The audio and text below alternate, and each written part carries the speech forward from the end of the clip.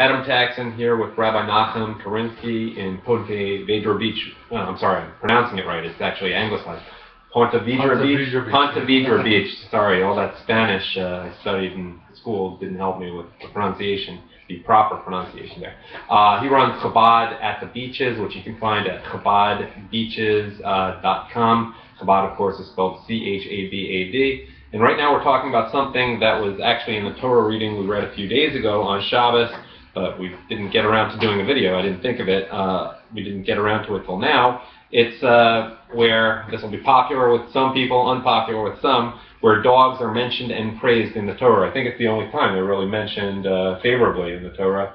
We're talking about Exodus chapter 11, verse 7, where in English it says, "Not one dog will bark ferociously at any man or animal of all the children of Israel, so that you will know that God will have distinguished between the Egyptians and Israel." This is when the Exodus is taking place.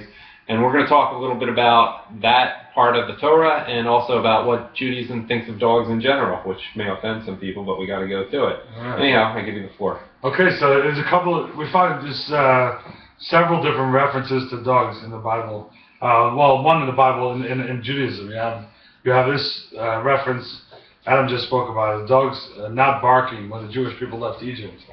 And generally, there are different commentaries and different perspectives of it, but typically it's looked at pretty favorably. That the dogs, unlike other animals, they have some spiritual sense, so they were kind of inspired, or they saw the angel of death, or they backed off when the Jewish people were leaving Egypt, and it's almost complementary to the dogs. That the dogs they saw something that others didn't see, that there was something going on. Well, that's interesting because we just saw the dogs often do sense things, obviously beyond the sense of smell, where they're very useful. There's that new study that shows that they actually feel the Earth's magnetic field, and they look for that before they even relieve themselves. So maybe that's a spiritual thing. Maybe they see the angel of death coming. I don't know. But there's a couple of other things that the Kabbalah talks about. The dogs coming from a spiritual source of a lot of uncleanliness, but not a good thing. It talks about it being talks about it being kind of not a very popular animal in Kabbalistic literature. And then you have of course, people, even the biggest dog lovers, know that dogs are often unclean. I mean, they eat their own vomit. Right, dogs are like cats. Well, when I grew up, the dogs are good for protection. I'll tell you that much. I had a nice German Shepherd growing up. That's great for a lot of it. It was excellent did a lot of good. There's also the concept in Jewish mysticism of the dog being a form of a kind of godliness being concealed in the world. The dog kind of throwing it to the dogs as some type of like leftovers, as a form of leftover type of holiness. So there's right, that's a reward for the dog that comes later, sometime in the spring, that you're supposed to throw. That's in Leviticus or something. So where it mentions the dogs being if you find a carcass, right, they throw it to the dogs. So there are different references of dogs being positive, and in some ways you find a kind of a mixed message about dogs. But certainly they're called out here in the Bible, here in Exodus, in this last Torah portion in chapter 11, I believe it is, where it talks about dogs and the fact that they're called out specifically. There were many other animals, and the other animals aren't called out. The sheep weren't called out. The lions weren't called out as having respect for what went on with the Jewish people. But the dogs were called out as having some type of favorable attitude towards the Exodus, and kind of and most importantly, having a spiritual sense, seeing something that perhaps other animals didn't see. And it's interestingly to note, I couldn't find the source to this. Maybe one of the viewers will help find it. But it says if someone's ever being attacked by a dog, you see this verse: "Well, yachratz kelev al shoneh," a dog will stop attacking. Unless that person deserves to be attacked. I guess not. I don't know. Guard dog. But what's interesting to me also is I was reading some of the commentary here.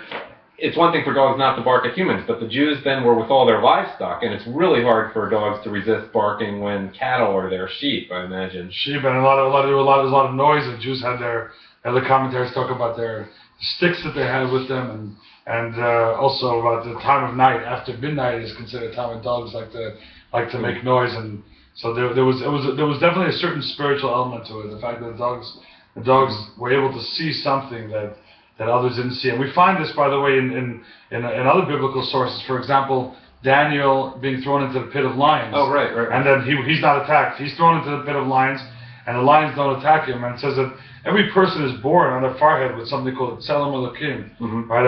An image of God on the forehead. And if someone's really holy and truly worthy, even the animals can see it. You know, you also find with King Solomon.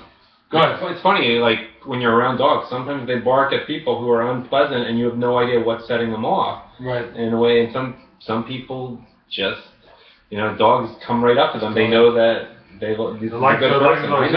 Yeah, there's some people that definitely. But there's certainly a language that animals have in the Bible. You find King Solomon, the wisest of all men, was able to communicate with the animals, and there are all kinds of stories that are told about King Solomon. Some of them are legends, some of them are measures, some of them have very concrete sources. But here you have King Solomon communicating, able to see things or glean information from animals that was not readily available to the rest of the world. So we definitely have a concept where there's certain forms of life in this world. Certain animals have certain a sense, a certain spirituality that human beings perhaps don't have. Now, another interesting point was the dogs did bark at the Egyptians at that time, right? They barked at the Egyptians. Yeah, so because they were able to differentiate between holy and unholy. And you know, you find another interesting piece, another interesting area where you see animals are held to high esteem in the Bible is with the fish in the time of the flood. You find all the animals are destroyed, and the fish aren't. And they're not subject to what we call ayin hara, to evil eye. The fish weren't drowned. Well, obviously, the world was full of water. But you also have the idea that fish always keep their eyes open, and they're always aware. They're always conscious. And they're always aware of their source of life. You know, we breathe oxygen, but we're not aware. We don't see the oxygen, so we're not always dependent on our life source. Whereas fish are, and that gives them a certain inherent holiness. So sometimes there's certain animals, or the animals have different types of holiness that perhaps human beings don't have. We can learn from. One thing I think we should also mention is what the Hebrew word is for dog, which is kind of fun because my wife, she really wanted a new dog a few months ago, and the name that we eventually took was Kelly for a Papillon, and you can explain what that leads to, where the name Kelly came from. Well, the Hebrew was Kelev. And you know, the names of animals are also very important. You know, when Adam, the original Adam, God created Adam, he gave Adam a very interesting job. He asked him to name the animals, which was, the Kabbalah spends a lot of time talking about that, Jewish mysticism. And because each animal has, it's not just a name. A lion is called an aryeh in Hebrew. It's not just a name, some arbitrary name that Adam chose for the animals. And actually, Adam was able to see the soul and the spiritual source of that animal and call it by its source. So the word Kelev also has, you know, a very, very, very important. And what does it mean? The word Kelev, I don't have it offhand, but all heart. All heart. I saw that. Heart. I don't know if that's a modern Hebrew says it. Yeah, I don't remember. I don't see that in the sources there. Anyone who's around dogs, I don't know if you ever read How to Win Friends and Influence People by Dale Carnegie. It starts off talking about you should emulate the dog who's always so happy to see you and who will run to the door. And some cats do that too.